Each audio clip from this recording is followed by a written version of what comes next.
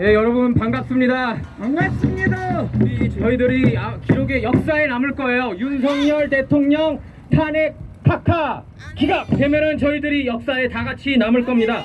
얼마나 정의로운 인물이십니까?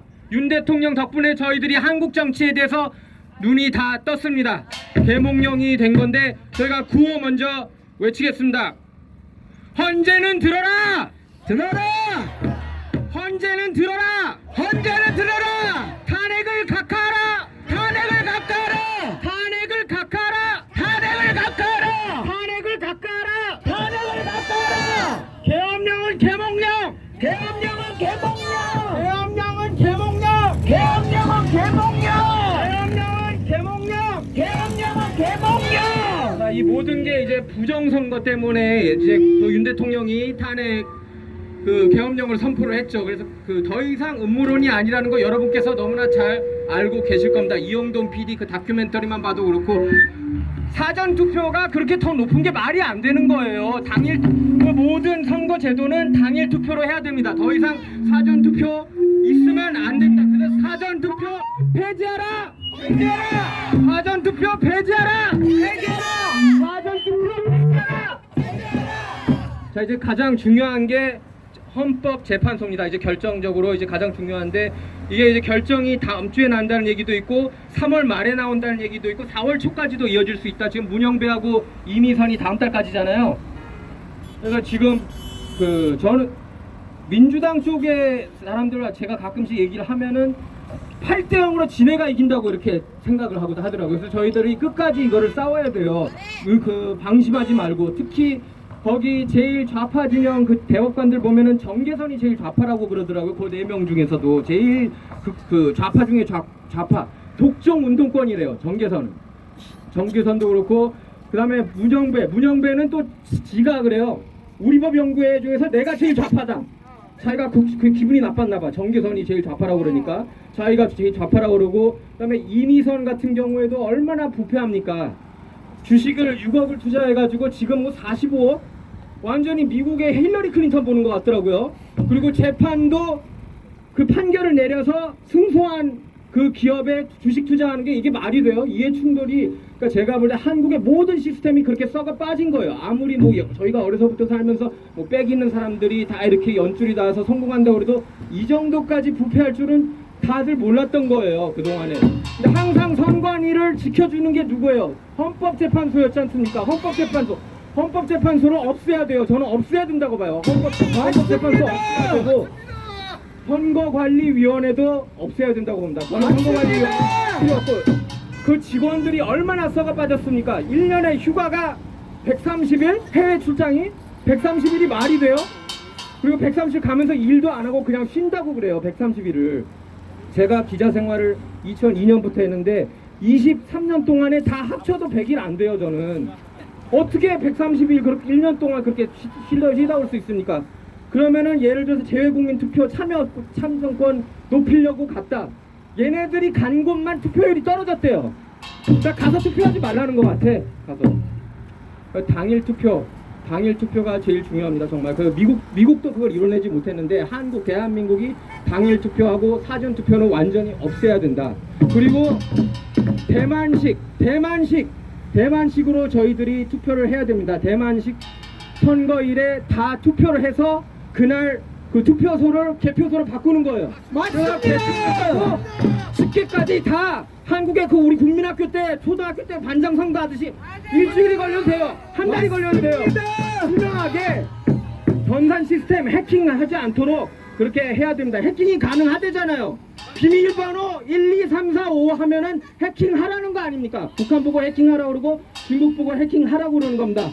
절대로 저희들이 윤석열 탄핵 기각 내지 각하됐다고 만족하면 안 되고 저희들이 집회 계속 나와서 목소리를 내야 돼요. 맞습니다. 선거관리위원회 없애야 되고 헌법재판소 없어요.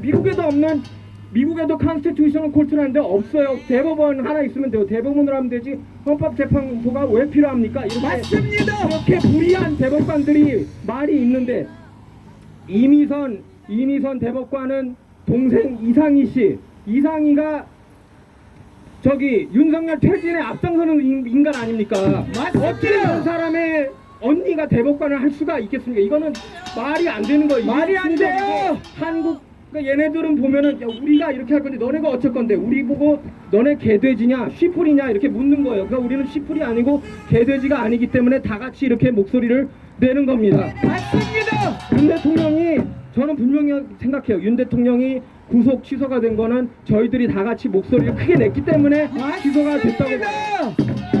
그래서 8대0 기각 각하 되지 않으면 저는 이번에 찬성하는 대법관도 저희들이 계속해서 비판해야 된다고 봅니다. 맞습니다. 이거는 처음 내란죄를 빼면 처음부터 탄핵되면 안 되는 이슈였고 맞습니다. 제가 지난번에도 말했지만 계엄령은 윤 대통령의 가장 큰 치적입니다.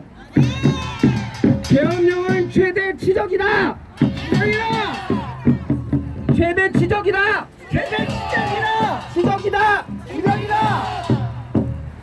자, 그래서 저희들이 끝까지 이렇게 계속 목소리를 높여야 되는데 저는 이제 항상 솔직히 탄핵된 이후부터 다들 여러분께서 마음이 불편하실 거예요. 저도 항상 이렇게 마음 한켠에 불편하고 저희들이 깨어났지만 결과물이 좋아야 됩니다. 결국에는 이겨야 돼요.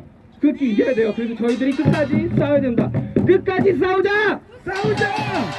끝까지 싸우자! 싸우자. 끝까지 싸우자! 우리가 이긴다! 우리가 이긴다! 우리가 이긴다. 10대가 깨어났다! 10대가 깨어났다. 10대가 깨어났다! 10대가 깨어났다. 20대가 깨어났다! 10대가 깨어났다. 20대가 깨어났다! 20대가 깨어났다.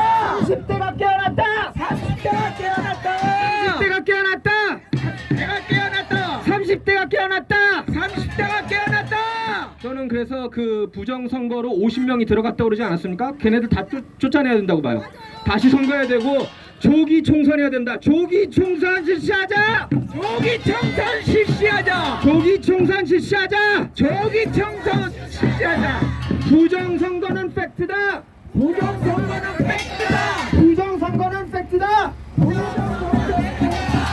저는 그래서 그 선관위가 얘네들이 이제 가족 기업이라고 생각하는 걸 이제 그러니까 저는 알아요. 이런데 기득권이 있으면은 머리가 커져가지고 어느 범법 행위를 해도 자기네들이 안 걸린다고 생각을 합니다. 그러니까 얘네들이 이 정도로 썩어 빠진 거예요. 가족 기업이고 신인척 채용을 당연시하는 이 3,000명이라든지 3,000명 이 3,000명 저는 싸그리 없애야 된다고 봐요. 없어져야 돼요. 없어져야 되고 그러면 지네들이 걸리지 말든지 걸렸잖아요. 걸렸으면은 저희들이 반드시 없애야 된다. 헌법 선거관리위원회 없애야 되고 헌법재판소도 저는 없애야 된다고 봅니다. 맞습니다. 유리한 대법관들이 더 이상 헌법재판소 들어가지 못하도록 저희들이 눈에 불을 켜고 봐야 돼요. 누구를 임명하는지 자세하게 봐야 됩니다. 그래야지 한국이 올바르게 갈 수 있는 거예요. 맞습니다.